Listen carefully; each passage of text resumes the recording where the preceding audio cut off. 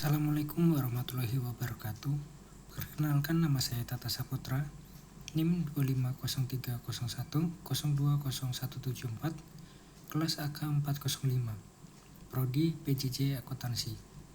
Pada kesempatan kali ini saya akan mempresentasikan tentang laporan dan proposal bisnis. Mari kita mulai dari awal. Apa itu sebenarnya laporan bisnis? Secara sederhana, laporan bisnis adalah suatu dokumen atau tulisan yang disusun secara sistematis untuk menjawab pertanyaan atau memecahkan masalah spesifik di dalam perusahaan. Laporan ini merupakan instrumen penting yang menyajikan fakta secara objektif, bukan sekedar opini. Lalu, mengapa kita perlu membuat laporan bisnis? Tujuannya sangat krusial. Pertama, untuk menyajikan informasi dan fakta operasional perusahaan. Yang kedua, untuk menganalisis suatu masalah serta membedah berbagai alternatif solusinya. Dan yang ketiga adalah laporan bisnis dibuat untuk mendukung pihak manajemen dalam mengambil keputusan yang tepat dan terukur.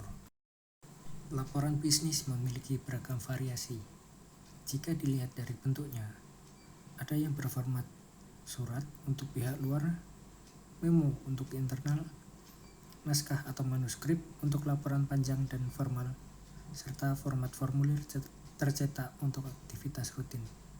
Sementara dari segi subjeknya, laporan bisa sangat spesifik, misalnya laporan keuangan, pemasaran, sumber daya manusia, atau produksi. Berdasarkan fungsinya, kita bisa membagi menjadi dua kategori besar. Pertama, laporan informasi. Laporan ini murni menyajikan data tanpa adanya analisis atau rekomendasi tambahan. Contohnya, laporan perjalanan dinas. Yang kedua, laporan analitis.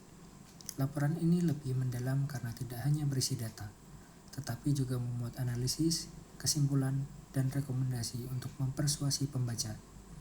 Contohnya seperti laporan kelayakan bisnis. Kita juga dapat mengelompokkan laporan berdasarkan 3 hal lain. Yang pertama, frekuensi. Contohnya ada laporan rutin berkala seperti laporan bulanan dan laporan insidental untuk kejadian khusus. Yang kedua, formalitas. Ada laporan formal yang kaku dan terstruktur panjang, serta laporan informal yang lebih santai, ringkas, dan hangat. Dan yang ketiga, berdasarkan keasliannya. Ada laporan primer yang datanya diambil langsung dari lapangan, dan laporan sekunder yang datanya diolah dari dokumen yang sudah ada. Dalam kegiatan proyek atau rapat, kita mengenal beberapa jenis laporan khusus. Ada laporan perkembangan atau progress report yang memantau sejauh mana sebuah proyek berjalan. Kemudian ada laporan kelayakan. Dan untuk kegiatan rapat, kita mengenal istilah notulen rapat, yaitu catatan resmi mengenai poin-poin yang dibahas dan diputuskan selama pertemuan berlangsung. Secara keseluruhan, klasifikasi laporan bisnis sangat bergantung pada kebutuhan audiens dan tujuan penulisannya.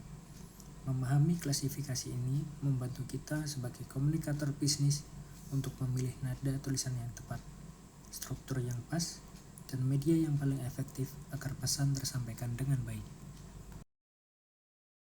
Sebelum kita memulai membuat laporan bisnis, ada 6 tahapan sebelum penulisan yang tidak boleh dilewatkan. Pertama, mendefinisikan masalah atau tujuan. Kedua, menganalisis siapa audiens atau pembaca kita. Ketiga, menentukan ide pokok. Keempat, mengumpulkan bahan dan data. Kelima, menyortir serta menafsirkan kata. 6. Membuat kerangka pemikiran atau outline laporan. Laporan yang kita buat haruslah berkualitas. Ada 5 langkah atau prinsip dasar yang harus dipenuhi. Yang pertama, akurat. Data harus benar dan valid.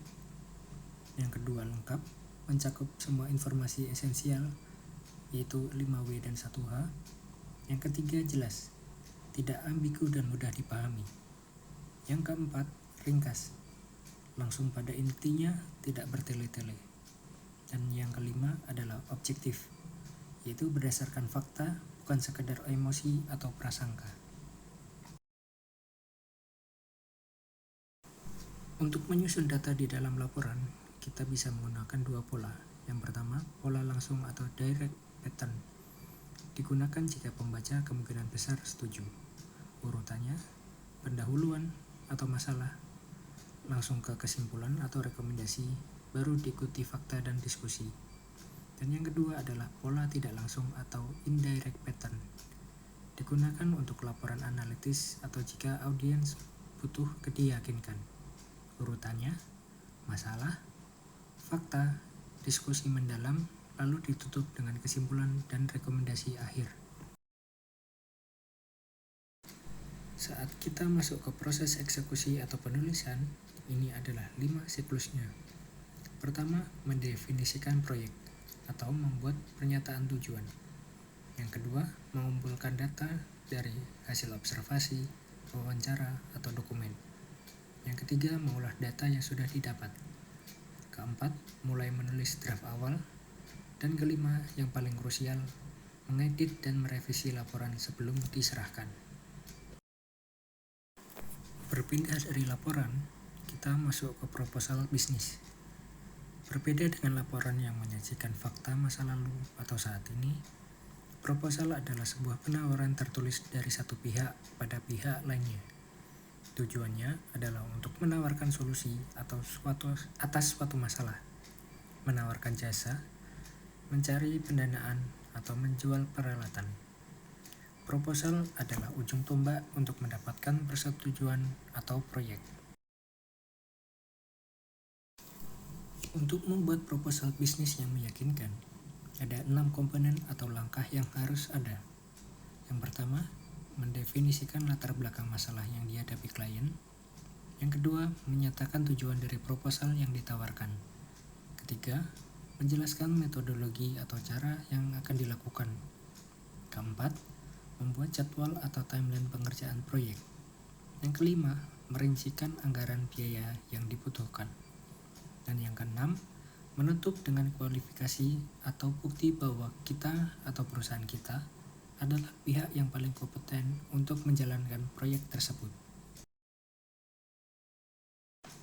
Sebagai kesimpulan, baik laporan maupun proposal bisnis adalah alat komunikasi vital dalam dunia profesional. Laporan membantu manajemen mengevaluasi kinerja dan mengambil keputusan, sementara proposal membuka peluang kerjasama yang baru. Keduanya menuntut objektivitas, analisis yang tajam, dan penyampaian yang tepat sasaran. Sekian presentasi dari saya. Terima kasih.